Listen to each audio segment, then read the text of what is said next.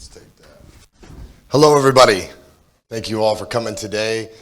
I see a lot of familiar faces, which I appreciate. Many of you have actually already come visited the facility out here in Thailand, so great Kaseki. That was a great intro. We're going to be using him for some work coming up soon. Very talented team and a talented man there. So I'm here today to talk to you guys about the importance of genetics when it comes to investments. And really, that's where it all starts, because you can have the best growers, you can have the best facility, and if you got bad genetics, you will get a bad end product. So very, very important, especially if you're thinking about coming out here and doing some sort of investment, and or if you're building your own grow, this is where it starts. So this is me. I'm the founder and CEO of Hidden Valley Genetics. I've been here for about 13 months now, but been successfully running cannabis operation back in California, actually the largest clone operation in the United States. And been seed breeding and doing genetics since 2018 under the Hemp Farm Bill. So a little bit about me. So 2003, first time I grew my first plant back in Eugene, Oregon. I grew up in Oregon and Washington. I was born in California, but started with the hippies in Eugene, where a lot of the breeding and the original breeding is actually taking place. It's probably second to California, just that little place alone for what it's done. So this is 2007 to 2012. I was actually already living out here in Thailand. I was a professional Muay Thai fighter. And back in 2007, 2008, 2010, I was here training out of Camp Sityotong under Ajahn Sityotong. Opened my Muay Thai gym in California. And so that's actually how I was able to support my martial arts habit. Many of you know that that doesn't pay very much. So cannabis was a way to make that happen. And actually opening my gym was a way to be able to give the fighters an opportunity to make money and make their own schedules so they could continue fighting. So everything from my accountant being in the UFC all the way to the guys in the garden, my delivery drivers, for the most part, are all fighters, which is pretty cool. I'm honored to be back here in Thailand, getting to share my knowledge of cannabis with the people that graciously shared Muay Thai with me, which completely changed my life and for the better. So moving along here. So this is the seed breeding and genetics license. Back in 2018, I was one of the first people in America to get it. I turned in my paperwork with 40 pages of a breeding plan attached to it, and they called me, said, "Who are you?" and brought me down, and I helped them actually make the application much more lengthy and thorough.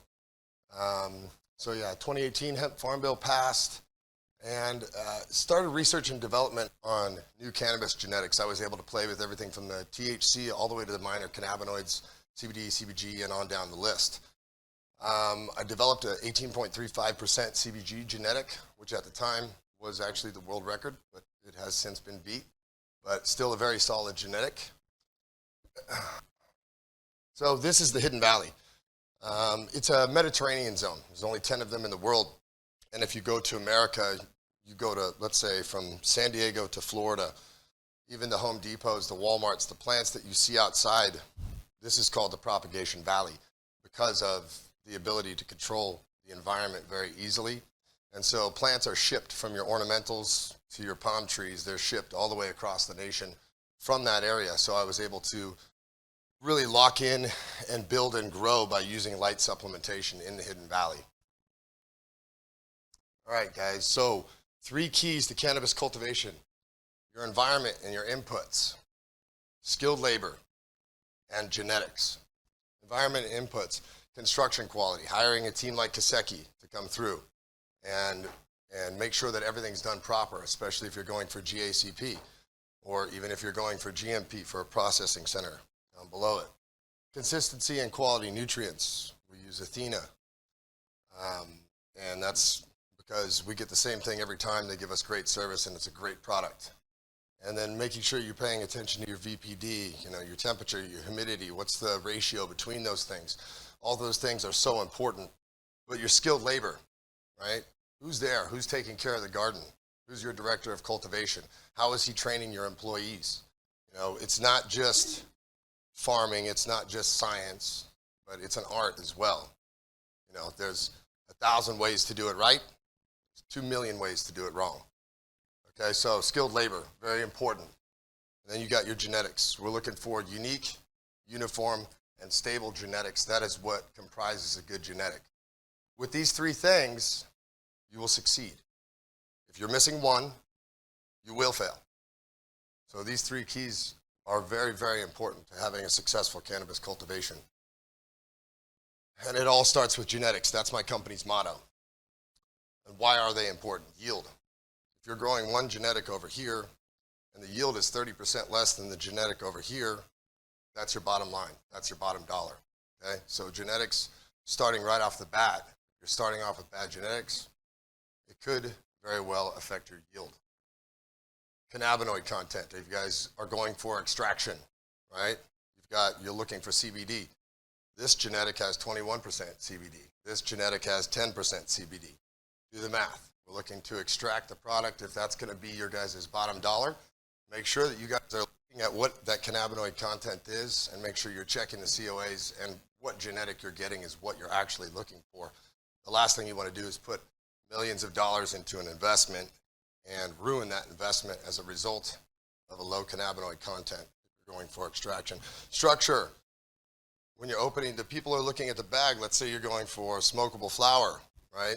The bag appeal is so important to the end client, to the retail client, and the people above that know that. So when the distributors are coming and they're looking at your product to purchase, whether that be domestically or internationally, bag appeal is very, very, very important. Terpenes, especially if you're striving for terpenes. The smell, even if it's for smokable flower, the smell of it is what your nose drives the end client. What do they want? What do they, what flavor do they look for? Is it cheese? Is it fruity? Is it, they want the OG, they want the gassy, the earthy. So know about what terpenes you're going after. And then difficulty of growing and trimming, right? So in the end, trimming could take 2 or 3 times as long, just depending on the genetic itself, and difficulty of growing, defoliating. Is it finicky? Can it handle crop steering? Can it not handle crop steering, right? Very important things to think about when you're picking your genetic. And here's the 3 keys to selecting a genetic. We're looking for uniformity, we're looking for stability, and we're looking for uniqueness. Okay, stability, hermaphroditic traits. This will go through and ruin your entire crop. One plant that's very confused, doesn't know if it's a male or a female, maybe you stressed it out just a little bit, and that genetic was not stable and was not able to hang with the other genetics. Performance under stress, resistance to pests and pathogens, very important. You've got some genetics out there that straight attract mold. You've got other ones that'll be sitting right next to it that are not affected by it. Those are things to think about when you're thinking about selecting a genetic. And how stable is it? Is it F5? Is it inbred? Has it been selfed? Is it BX? These things are all very important when you're selecting your genetic and which clone you're getting and who are you getting it from. Did they stabilize it? Or is it just a company that just popped up, they found a seed, now they're cloning it and they're selling it to everybody. And they don't even know if it's stable or not yet. Uniqueness, the color. Right now, I'm sure a lot of you see in the market that green weed is not super popular, right? But the purples are selling, the pinks are selling, okay? So paying attention to the color and what your clients want in the end. Structure, we went over that, the bag appeal. Terpenes, we went over that. Yield and taste. Taste is actually different than terpenes. Sometimes it's going to taste different than it smells. Something to pay attention to. And of course, growth and cannabinoid content. And then uniformity, right? I mean, especially if you guys know if you're growing seed, even if it's from the same line, even if it's an F1, you're going to have differences in the uniformity. You want uniformity across the field entirely, and you don't want to see unstable genetics that are popping out non-uniform crops. That's the last thing that you want. In the end, when your client's getting the kilo, they want to see it uniform all the way through. They don't want to see it bouncing around. Here's a photos. This is back in the United States, San Diego. So this was a cut you see here. This is about 87,000 plants, and if you turn around, there's another 87 on the other side. So about 170,000 cuts there roughly. Up there you'll see a seed breeding project. People think, having a small tent and popping some seeds, and oh, I found a winner. I do a 12,000 seed pheno hunt looking for about 5 genetics. So we're talking about a lot of time, a lot of effort, okay, a lot of money getting put into really finding a stable, unique, uniform genetic. It's not, some of the best genetics were created, don't get me wrong, by throwing pollen into a tent, okay, and then being stabilized. But if you want a real winner and you want to do it right, this is how I got the CBG genetic right here. So then this is actually seed production here on this side. So you see that greenhouse, there was 4 more greenhouses full to make that pheno hunt actually happen. All right, seeds versus clones. Starting with uniformity. You're not going to get that with a seed. It's going to be all over the map. Unless it's an inbred line, every single one's going to be different. And when you're trying to sell it, especially let's say to the GACP market or the GMP market, if you guys have bouncing around on your cannabinoid levels, you're going to have issues with getting it accepted once it makes it there. Especially if the bag, you test this part of the bag, this nug is 1 cannabinoid content, and the one right next to it, completely different. So very important, uniqueness. Let's give seeds that. They're all unique, right? They're all different every time. But clones are unique in the fact that you picked this genetic. This is one that you went after, you sought after, and now you're reproducing it and you're getting the same thing every single time. So it is unique because you picked it for that uniqueness. Stability, seed, unless you're an inbred line or at least F5, the stability is not always going to be exactly perfect. With clone, we can reproduce the same thing every single time. Shelf life.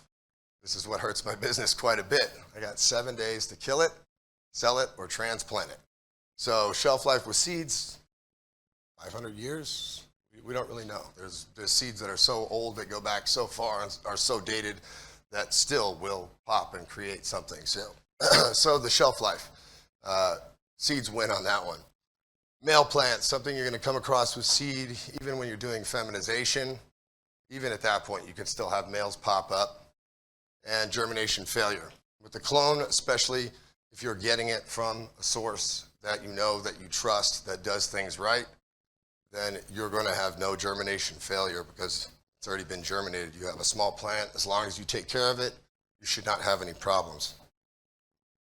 All right, this is a project we're working on this year, is reviving the landrace genetics. I'm actually traveling to the outskirts of Thailand and to see the Hmong people, and we're going to be trying to revive some of these landrace genetics. And due to prohibition for so many years, there hasn't been much research done, up-to-date research with modern research facilities that are able to actually find out about what's going on with these genetics that have been hiding in the mountains that the people have used for all the health benefits. I want to go there, I want to bring them back, and then look to breed them with some of the modern day genetics. Get the yield up, get the cannabinoid content up, and also try and express some of those minor cannabinoids and see what they can't do to save some lives. All right, guys, nature versus nurture, you've got nature, right? What is the genetic that's coming to you? But at that point, now what are you going to do with it? Okay? At this point, you got to make sure that your environment's correct. Humidity, temperature, cleanliness, lighting, CO2, and on and on. Make sure the environment is proper. Make sure you find a good contractor, like Kohei from Kaseki, all right, that can really build out what you need and give you a constant environment that's going to stay the exact same throughout the growing period. Equipment sourcing. I get everything from Jed King, that man right there, from Advanced Gardening. He takes care of us from the front to the back, whatever we need. And we also do research and development with him, saying, yeah, this is a good product. We know that it works. We back it. And he gets it in the shop, and he's able to provide that to you guys. So make sure you get with Jed if that's something, if you're looking for dehumidifiers, tables, trays, nutrients, whatever, lights. Talk with that gentleman afterwards. Make sure you get a hold of him. Athena, we're getting consistent quality every time from these guys. They take care of us. The customer service is great, and so we know the product that we're getting. We use them back in America as well. So I implore you guys to take a look at them. That can also be sourced there through Jed King. Investment vampires, okay? These are the things that are gonna suck up your guys' investment. Pretty important to pay attention to. Cleanliness, infection, stress, and uneducated growers, right? Make sure you guys have strict professionals in there cleaning. And if you've got people that are able to clean while your trained labor is there working on specific things that have to do with the plants, you're one-upping yourself. Have a professional get in there that can professionally clean. Obviously, the growers are going to have to clean up after themselves, but really for a detailed clean, get professional cleaners in there. Have strict SOPs that are followed, guidelines that you do not make any sort of concessions on. Okay? Cleanliness is top of the list. Obviously, it can spread possibility of infection, pests, molds, pathogens. You guys already know what we're talking about here. We're talking about viruses, we're talking about the bugs, we're talking about the mold, all the things that are going to come after your guys' investment, and make sure that you guys are keeping it clean to keep that from happening. Stressors, you have light leaks. Are you inconsistently feeding? Is there humidity problems? Is there temperature problems? All these can create hermaphrodites, problems with the structure, your cannabinoid production, your yield. It affects your bottom line, okay? So make sure that you guys are not stressing out your plants unless you're doing something advanced like crop steering, and you're doing that specifically for that genetic. Uneducated growers, these self-proclaimed master growers, one of my most fun things to have dealt with here in Thailand. Know who's in there, know who's taking care of your stuff. Make sure that they have a track record. And commercial, especially if you're doing commercial, make sure they've done commercial. You know, 8 lights in a basement in the UK, it's not going to cut it. Okay, it's just not. So there's a big difference between doing an 8-light hobby grow and putting 200 lights in, 300 lights in, 800 lights in. Make sure you guys know who's growing your plants. On to the next one. Here we go. Okay. Obsolete and viroid. Many of you in here already know what that is. Some of you might not. This is a disease that was spread back in Northern California out throughout cannabis. It is here. I have seen it. I know it's here for a fact. It hides in your plant. It's a latent viroid. It does not pop out for a good amount of time, sometimes sooner, sometimes later, but we turn over our mothers at 3.5 months. So even if we test and it's latent or the test was incorrect, we're keeping fresh mothers. We're testing constantly. Make sure that whoever you're getting your plants from, or your seeds, because this can be carried in seeds as well, make sure you guys know, because you get this, you touch a scissor to that plant, you touch a scissor to that plant, you've now spread it, okay? So this is one of the most important things I'll talk about today. So if your grower does not know what this is, get rid of him. Get rid of him. This is, and he needs to be able to identify it and see it as it's coming and get it out of your garden, and you guys have to move on at that point. All right, this is my team here. It's actually grown since this photo, but we have a 2,300 square meter facility about 30 minutes from here, not too far. Doing clone production right now. We're the largest clone providers in Thailand, and we'll actually be moving that out and into a light supplementation greenhouse, and this will be all flower production for GACP to be into the GMP market. So if that's something that you guys are looking into, I know a lot of you guys here are buyers from Australia, Germany, things like that. Let's have a chat afterwards. Come speak with me at the discussion. I'd love to chat with you guys. So yeah, experience for us. We got 3 California cultivators with, actually now it's 56 years between the 3 of us experience. Employees, 15, we've got 19 now. I have 40 unique, uniform, stable genetics here in Thailand currently. I already told you about the size of the facility. Licenses, we have the import, export, sales license, growers registration, super easy to get that one. And availability, we're doing deliveries even to the islands. So any part of Thailand we can get to. Here's a list of the genetics that we have here right now currently. I have 550 back at home, but about 350 of those are in genetic banking for other farms. I can't touch them, but over the course of the next couple years, we'll have about 170 of those genetics here. I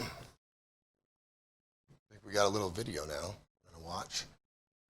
Little bit of a tour. This was taken a few months ago, so everything's a little bit more done up than you're gonna see here.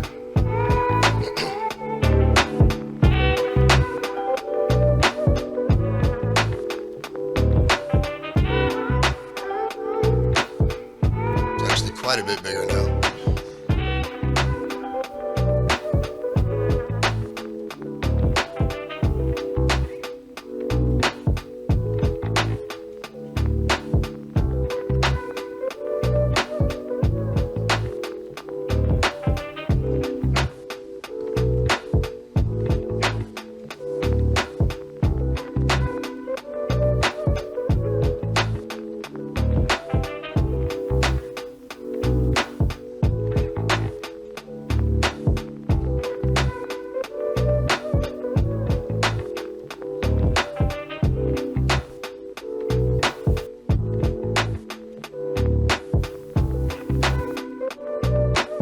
Wearing hairnets because we're not in the flower room, so that's why you see that.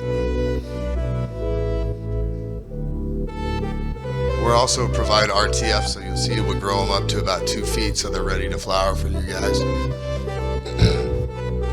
And this was the clone room actually before it's been updated, so it's been since updated. We're able to do about 30,000 clones per month currently.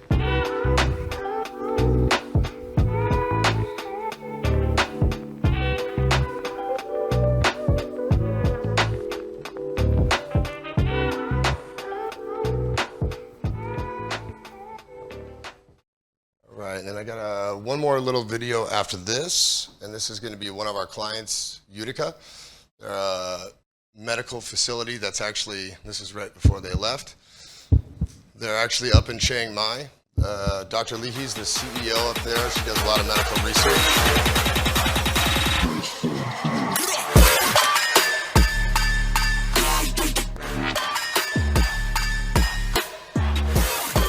That's how we package them. We get them in air-conditioned trucks as well, so that there's no issues on the way out. And then this is a picture of their farm. They're a greenhouse facility.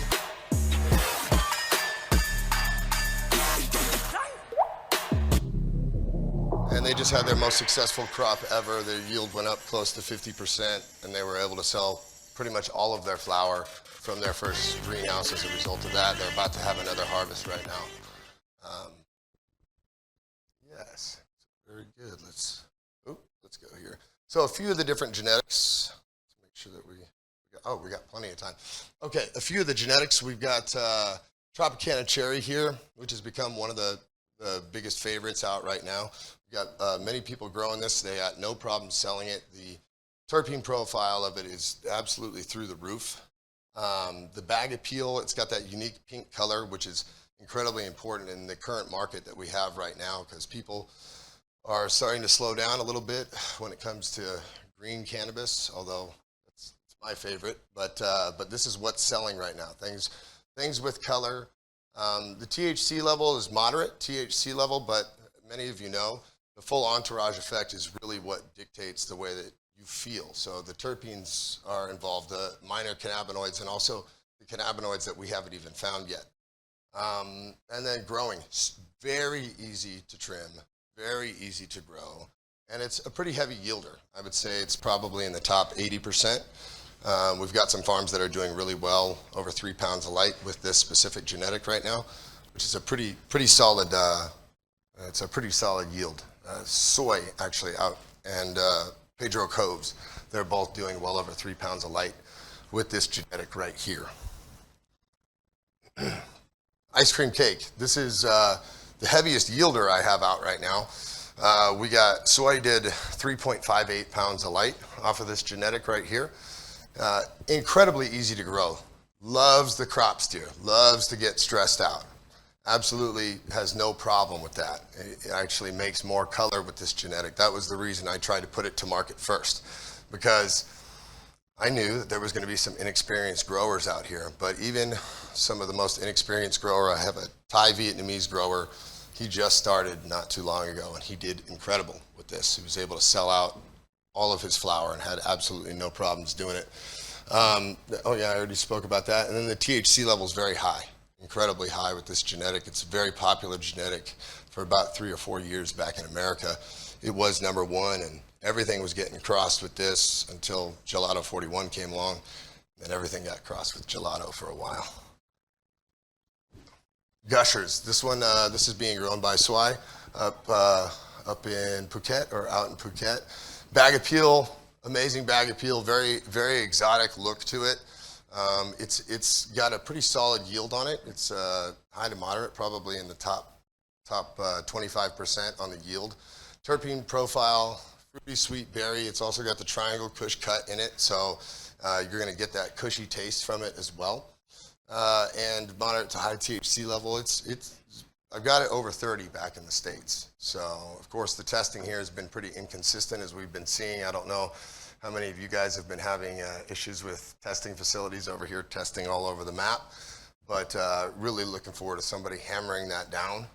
And growing very, very resilient to stress, low maintenance, easy grow, very, very easy grow.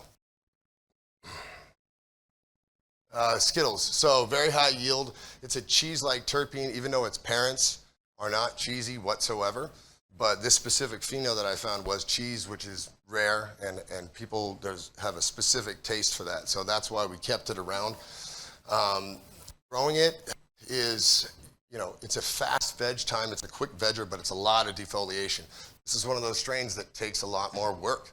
I'm not going to sit here and tell you guys that it doesn't, because it's, you need more space for it. If you're normally doing 9 a light, with this you're probably going to do 6. Or if you're normally doing 16, you're probably going to do 12.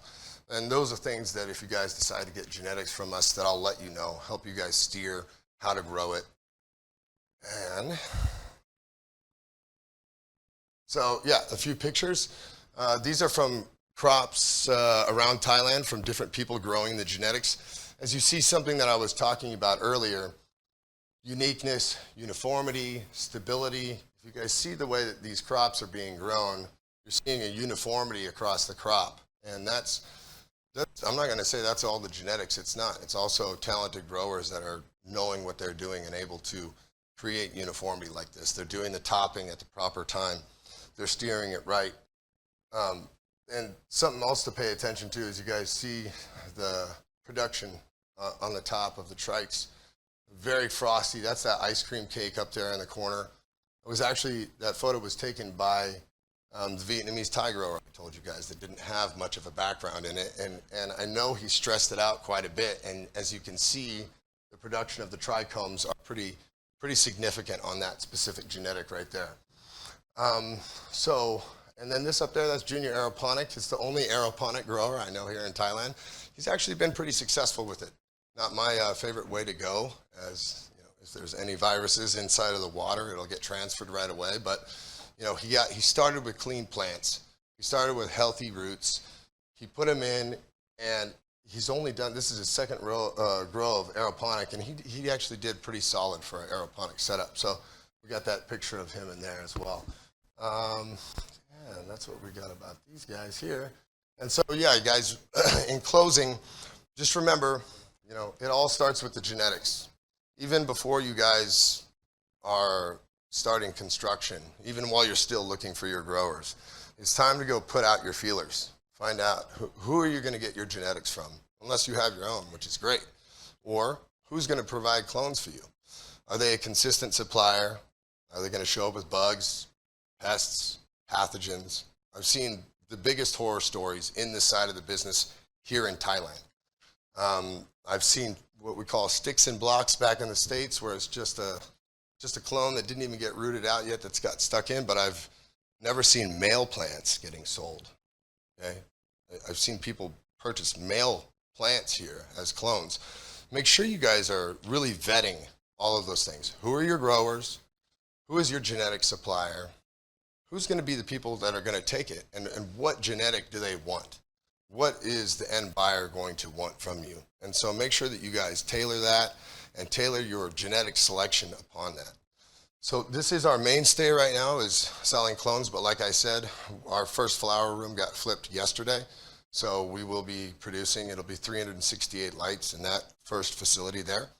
So if you guys are looking into having international distribution and you're looking for partners out here in Thailand that can create a good quality, stable product, good end product, high cannabinoid level, make sure you guys hit me up during the Q&A afterwards at the round tables, and I'd be more than happy to speak with you. Thank you guys for your time.